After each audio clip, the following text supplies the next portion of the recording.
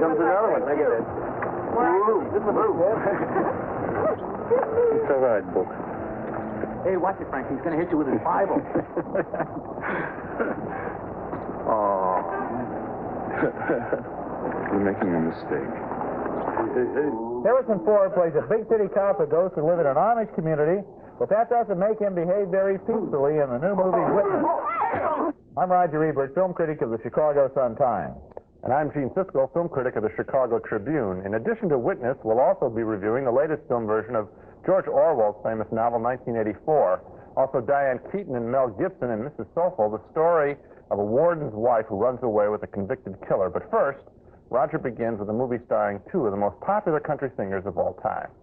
Our first movie is named Songwriter, and it stars Willie Nelson as a legendary country music composer, and Chris Christopherson is a friend who tries to bail him out when he loses his business. The whole movie is a backstage look at the world of country music, its performers, its investors, its fans, and especially its drunks, its demons, charlatans, and lost souls. Here's one of the movie's concert scenes with Willie and Chris.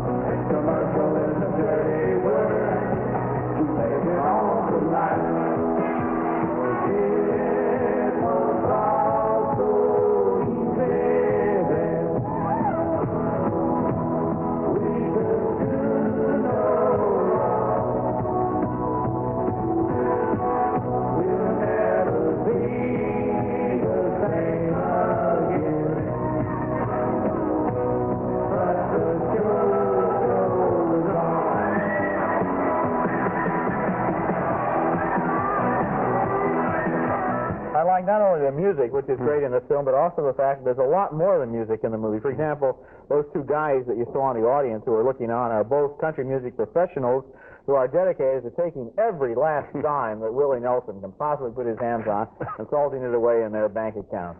The movie also has a lot of offbeat humor in it, too, and a lot of human nature. The story is basically about the Willie Nelson character who finds away the rights to all of his songs in a crooked business deal with a guy named Rocky Rodeo. And then he decides to ghostwrite new songs for an alcoholic girl singer played by Leslie Ann Warren. The movie was directed by Alan Rudolph, who also made Choose Me last year. And what that movie did for all-night saloons and lonely drifters, this one does for country and western music and lonely drunks. It's a good movie. I thought it was good, too. I felt like I was taken really inside the music, country music business, raised a little bit to the comic level. But I thought it was truthful, just extreme, and very entertaining. I like the whole darn thing. I especially like Rip Torn as this country. You know, he was in a film called Payday where he played a similar character. He is such a good actor. In Payday, he was playing Hank Williams Sr., and in this movie, he's kind of playing what would have happened to Hank Williams Sr. if he hadn't died in the back of that old Cadillac. And the other person I like in this movie is Leslie Ann Warren, who is totally kooky and off the wall, and Willie figures if he can take this girl who can sing and let her sing his songs, then he can get around the fact that he's supposed to be writing all of his songs for the promoter. I heard an interview with Willie Nelson where he said he did not act at all in this movie, that he decided no more acting. He was just going to play himself, and it's amazing. The camera loves the guy. He has a great look. His eyes, you just study his eyes every time the camera's on him, and that's entertainment enough. That scene where Leslie Ann Warren tries to seduce him, and he just looks at her so wistfully and so kindly. It's a great scene. Yeah, very good film. Coming up next at the movies, by the way, it's a film that has not been getting much bookings around the country. Maybe this will help a little bit. Coming up next at the movies, we'll take a look at Big Brother watching us.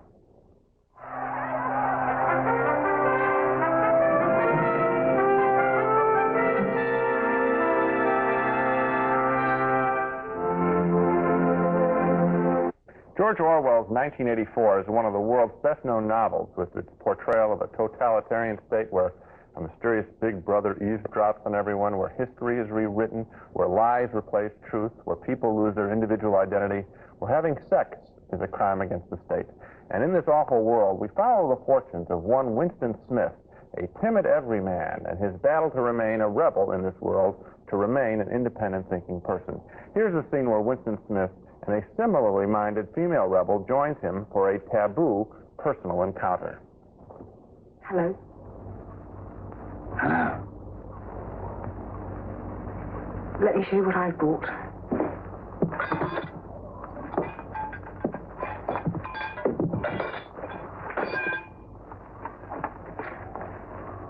Look. What is it? Real sugar. Not saccharine. And I've got a loaf of bread, proper white bread. And jam. A real tin of milk. Look. Coffee. Real coffee. In a party, half a kilo. How did you manage to get hold of all this? Oh, there's nothing those bastards don't have. Aren't you pleased? Yes. Yes, of course.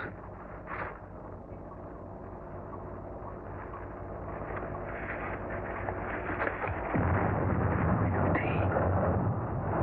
There's been a lot of tea about lately. They've captured India or something. I want you. I want you too. That was John Hurt as Winston Smith and Susanna Hamilton, a real find there, quite appealing as Julia. 1984 has been filmed twice now. This second version is better than the first, but despite all the artistry involved, the bleak set decoration you could see there, the noble performances, it still left me unmoved, as if I were watching it all at a distance. And that even applies to the fine, burned-out performance by the late Richard Burton in his last big screen role, playing a member of the ruling party who tries to brainwash the last bit of humanity out of Winston Smith. Do you remember writing in your diary, freedom is the freedom to say 2 + 2 = 4? Yes. How many fingers am I holding up, Winston? 4. And if the party says there are not 4, but 5, then how many? 5.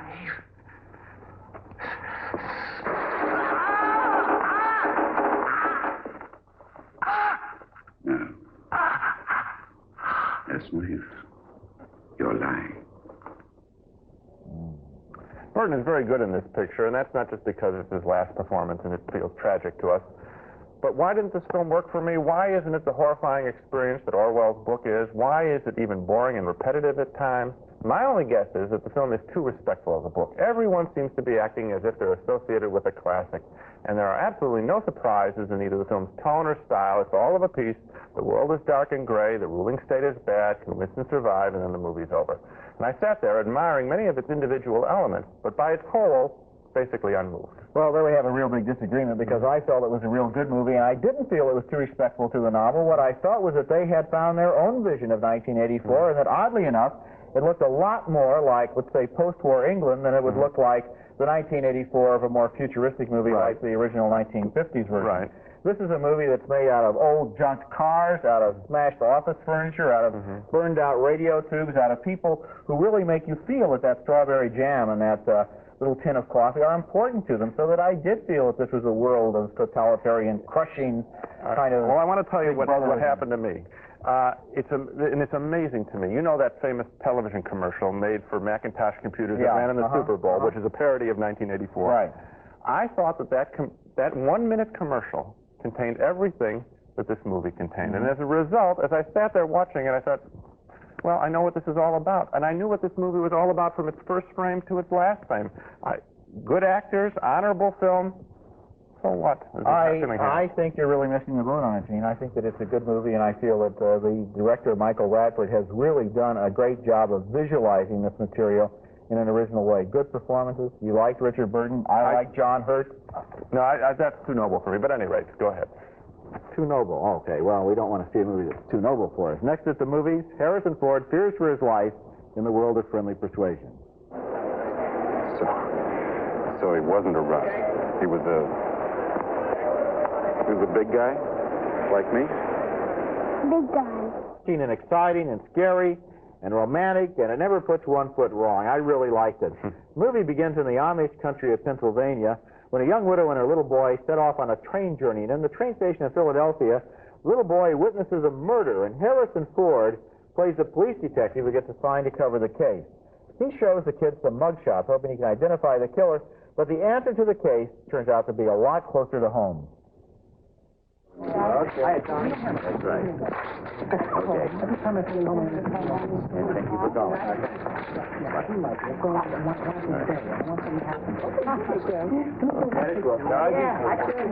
Yeah. Oh, I know her. Here's the file.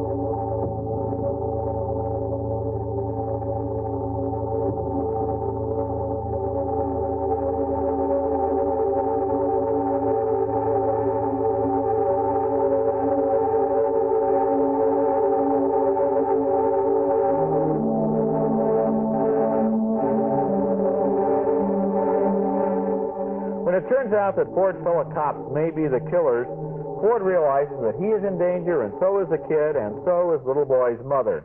So they all go back to the Amish settlement of Pennsylvania and try to hide out while Ford works on the case.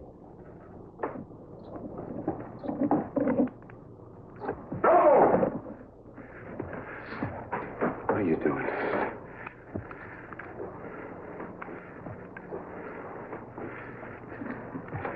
Come here.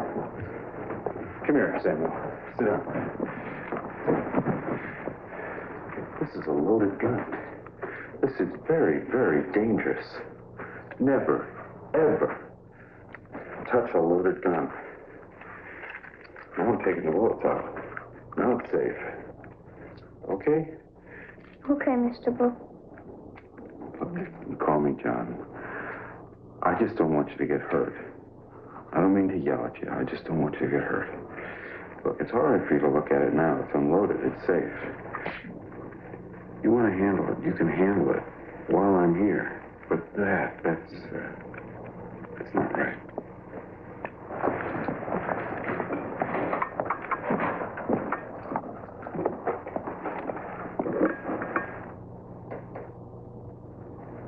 Samuel, wait for me downstairs.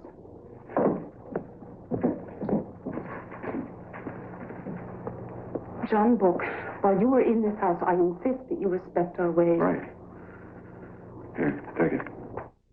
The boy's mother there was played by Kelly McGillis, and at the center of this film is an extraordinary love story between that simple Amish woman and the cynical big city cop who's come to live on her farm.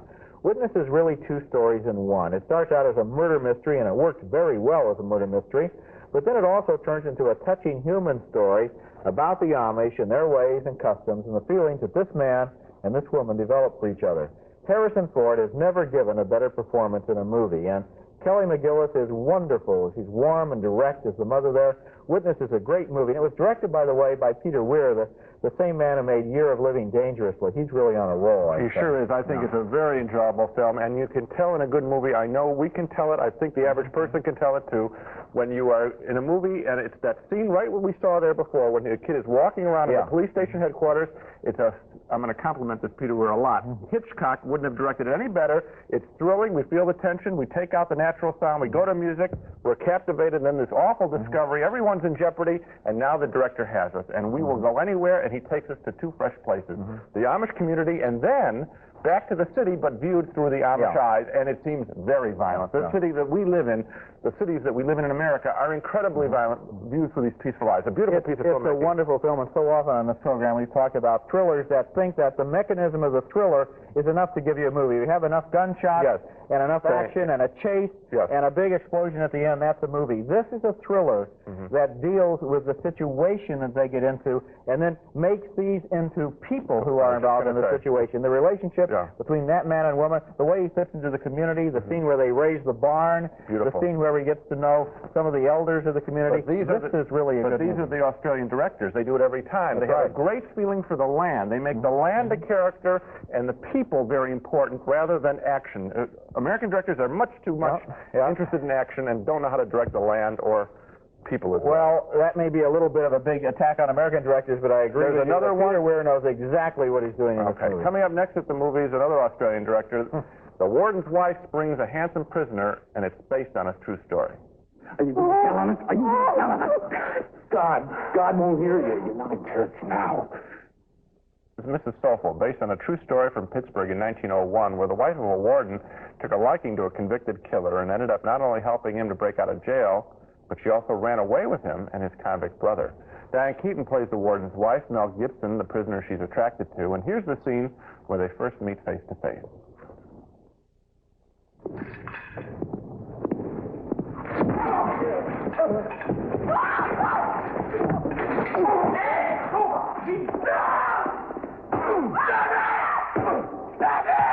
Get up! Mrs. Soffel, you're bleeding. No! You're hurt. No! His blood. Easy! Easy! Leave him be! You better give me your arm, ma'am. You look a little...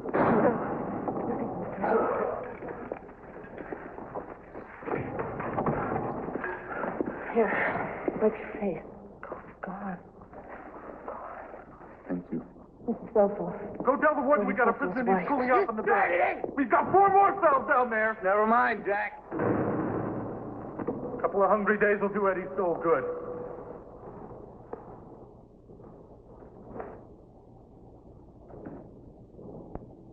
Where'd you get that scar on your face, Mr. Riddle? When they arrested me and Jack. They shot you.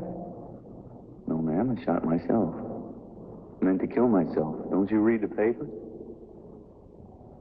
Because Mrs. Soffel has big stars and a dark mood and a sexual criminal subject matter as the relationship between them develops, there's an aura about it that suggested some kind of important film. I thought that it was a big important film when I went to see it, but I didn't see the film that way when I actually saw it. I enjoyed it simply as the movie equivalent of what is known as a woman's novel, the innocent heroine being swept away by the mysterious sexual stranger. And I thought Diane Keaton and Mel Gibson did a very good job of providing that kind of tension. For example, when Diane Keaton a little later receives a note hidden in a Bible from the convict who has captured her fancy. I knew a man in Ohio Penn who saw it through the bars on his cell.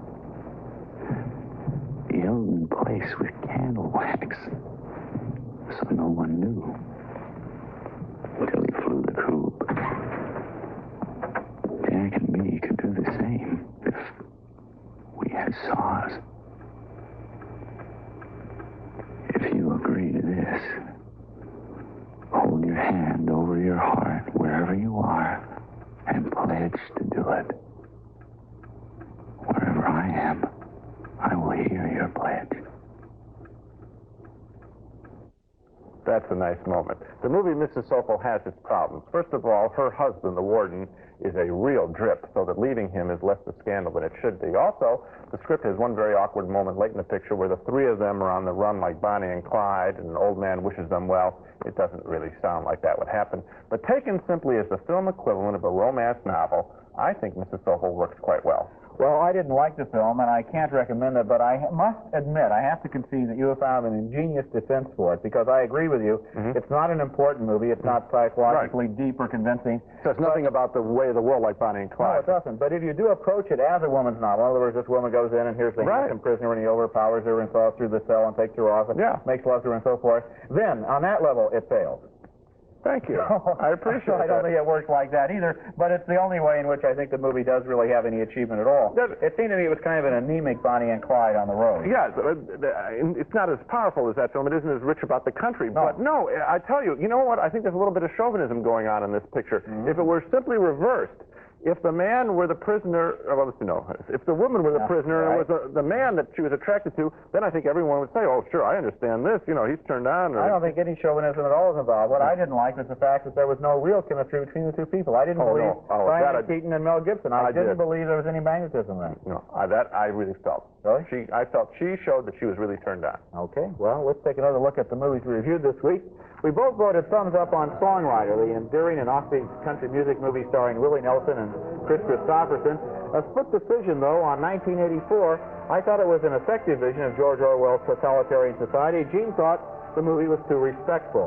2 thumbs up, though, for Withness, the brilliant thriller and love story with a big city cop hiding out in an Amish community in Pennsylvania. And a tougher split decision for Mrs. Soffel with Diane Keaton and Mel Gibson. The movie never convinced me of their relationship, but Gene thought it worked, and he votes thumbs up for a women gothic, escapist sexual fantasy. Yeah, I think it'll have. I think that's the kind of thumbs up that's going to have the director, putting her hands up and tearing out her hair, because it's the kind of recommendation you don't really want to get for your movie. Well, I don't know. That's it for this week. It's better than a knock. Next time we'll be back with more reviews of new movies, including The Breakfast Club, the latest comedy from the director of 16 Candles, and we'll also review Mischief, another teenage comedy starring Doug McKeon. And until then, we'll see you at the movies.